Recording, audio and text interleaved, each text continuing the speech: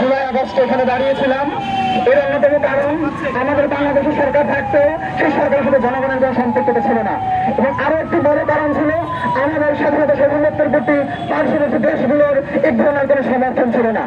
আমরা বাংলাদেশের তরুণ সমাজ জুলাই আগস্টে দেখিয়েছি কিভাবে আমরা বাংলাদেশের স্বাধীনতা সার্বভৌমত্বের বিশ্বাস করি, তদ্রুপভাবে আমরা অন্যান্য প্রত্যেকটা স্বাধীন রাষ্ট্রের স্বাধীনতা সার্বভৌমত্বের প্রতি সম্মান প্রদর্শন করে আসছি।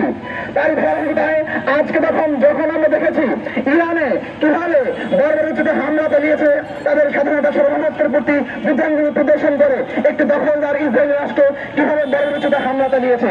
কিন্তু দুঃখের সাথে বলতে হয়, যারা সারা পৃথিবীতে গণতন্ত্রের সবক দেয়, তারা সারা পৃথিবীতে গণতন্ত্র মানবাধিকারের কথা বলে, কিন্তু আজ ইরানে কিভাবে নির্বিচারে নারী শিশুদের ঘুমন্ত মানুষের উপরে নির্বিচারে হত্যা নির্যাতন চলছে, কিন্তু সে জায়গায় তারা নীরব। আমরা দেখেছি ইতিপূর্বে ফিলিস্তিনে কিভাবে শত শত হাজার আমাদের মা বোন শিশুদেরকে কিভাবে বিভৎসভাবে একটি শহরকে, একটি নগরকে মাটির সাথে মিশিয়ে দিয়েছে।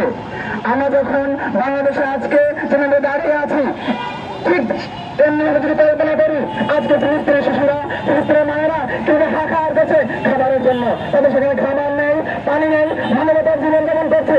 এর জন্য যে দায়ী, সেই দায়ী হচ্ছে ইসরায়েল, অবৈধ রাষ্ট্র ইসরায়েল। এত রক্তের পরেও, এত হাঙ্গামার পরেও, এত পরেও তাদের সেই রক্ত পিপাসা মিটে নাই।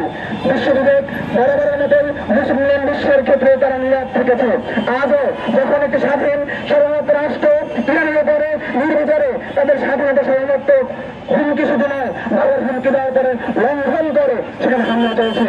আমরা বাংলাদেশের তরুণ সমাজ, আমরা বাংলাদেশের পক্ষ থেকে একটি বার্তা দিতে চাই, প্রত্যেক স্বাধীন রাষ্ট্রের প্রতি আমাদের তাদের স্বাধীনতার প্রতি এবং তাদের মানবাধিকারের প্রতি, তাদের যে সার্বভৌমত্বের প্রতি আমাদের সম্মান রয়েছে, সেই সম্মানের ধারাবাহিকতায় আজকে আমরা এই রাজু ভাস্কর্য থেকে সমর্থন জ্ঞাপন করছি। আমরা যুদ্ধ নয়, আমরা শান্তি চাই। আমরা ইরানের পাশাপাশি ইরান একটি মুসলিম প্রধান দেশ হিসাবে, আমরা বাংলাদেশে নির্দলীয় মুসলিম হিসাবে আমাদের ধর্মীয় চেতনা রয়েছে, সে জায়গা থেকেও আমরা তাদেরকে সমর্থন ব্যক্ত করছি।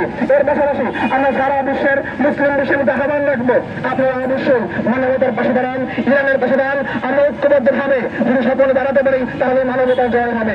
বিশ্বের যে কোনো প্রান্তে মানবতা যখনই ভুলন্তিত হবে, যখনই সাধারণ মানুষের মা বোন নারী শিশু থেকে শুরু করে তাদের মানবাধিকার লঙ্ঘন হবে, একজন মানবিক মানুষ হিসেবে তাদের পাশে দাঁড়ানো আমাদের নৈতিক দায়িত্ব, মানবিক দায়িত্ব।